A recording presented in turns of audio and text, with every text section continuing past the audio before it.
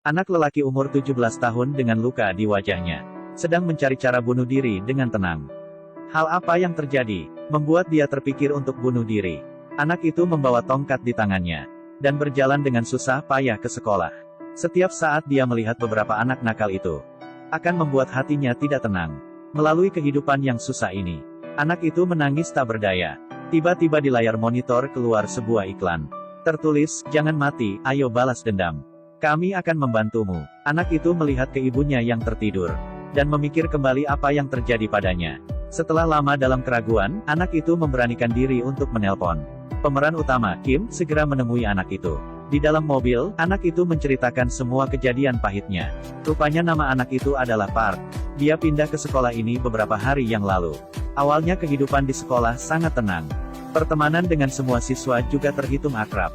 Namun tak lama kemudian, beberapa anak nakal yang melihat Park adalah anak yang lemah, sehingga mereka mulai mengganggunya. Alasannya karena badannya ada bau ikan yang menyengat. Rupanya ibu Park adalah penjual ikan segar. Karena ibunya adalah orang bisu, Park sering ke pasar untuk membantu ibunya, sehingga tak terhindar dari bau ikan. Beberapa anak nakal yang bosan di sekolah, mereka menganggap Park sebagai tempat pelampiasan emosi, dan sebagai mainan mereka. Mereka sering mengganggunya hingga menindas dia. Di atap, di toilet, di jalanan. Mereka terus-menerus memukul Park.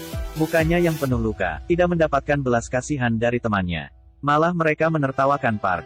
Park mencoba memberitahu gurunya, tapi gurunya malah menjawab, "Bau apaan ini? Kau tidak bisa mencuci baju dengan bersih. Pantasan mereka membencimu." Park yang putus asa keluar dari kantor guru. Anak nakal sudah menunggunya di depan pintu. Mereka membawa Park ke KTV, dan menelanjang Park. Park berlutut di lantai dan dipermainkan tanpa belas kasihan. Tapi ini tidak cukup. Anak nakal setiap minggu memeras uang dari Park. Jika Park tidak memberikan uang, anak nakal itu akan membawa Park untuk memeras uang orang lain. Kemudian mereka mengambil semua hasil pemerasan itu. Park yang terluka mencoba melapor ke polisi. Polisi menelpon kepala sekolah. Kepala sekolah berjanji akan menanganinya. Anak nakal mendapatkan informasi itu, langsung mendatangi rumah Park. Mereka mengancam Park dengan nyawa ibunya. Ibunya tidak mengetahui semua itu. Dia mengira anak-anak ini adalah teman Park. Dia menyambut dengan makanan enak. Keesokan hari, karena tekanan, Park terpaksa harus mengakui di kantor kepala sekolah, bahwa dia yang tertabrak motor sendiri, sehingga patah kaki. Ibunya di samping terdiam tanpa kata. Dia hanya bisa menangis. Setelah mendengar pengakuan Park, Kim segera melakukan aksinya. Wali kelas yang memakan makanan yang tidak bersih, akhirnya terkena penyakit diare, dan harus beristirahat seminggu.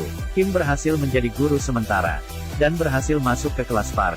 Balas dendam akan dimulai. Park sering diganggu oleh anak jahat. Ini membuat dia tidak tahan, sehingga dia mencari organisasi khusus yang membantu orang membalas dendam. Ini adalah organisasi yang membantu orang membalas dendam. Kepala organisasi, Yang, pemukul, Park, konsultan teknis Eng, dan 2 asisten serba bisa. Prinsip balas dendam mereka adalah sederhana dan brutal. Membalas kekerasan dengan kekerasan. Menghukum orang jahat adalah urusan yang kuasa. Dan yang mereka lakukan adalah mengirim mereka bertemu dengan yang kuasa, untuk mengumpulkan bukti. Anggota organisasi Kim menjelma menjadi guru pengganti, dan berhasil masuk ke kelas Park. 3 anak nakal ini sangat sombong, untuk memberikan kejutan bagi guru baru.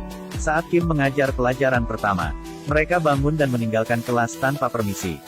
Di waktu luang, saat Kim membeli minuman, 3 anak nakal itu dengan sombong menghampirinya dan meminta rokok. Dan dengan nada tinggi dia bilang, "Kau hanya guru pengganti." Kemudian mereka merampok dompet Kim. Setelah mengambil semua uang, mereka membuang dompet ke lantai. Keesokan hari, 3 anak nakal sedang memeras siswa lain di toilet. Kim melihat itu berhasil menyelamatkan siswa itu. Sehingga 3 orang itu menyimpan dendam di hati, dan ingin membuat nama Kim ternodai, sehingga dia tidak bisa bertahan di sekolah itu. Hari ini, mereka berbohong bahwa ada teman berkelahi di perpustakaan, dan berhasil menipu Kim ke perpustakaan. Kemudian mereka memasukkan majalah porno dan beberapa foto porno ke dalam tasnya.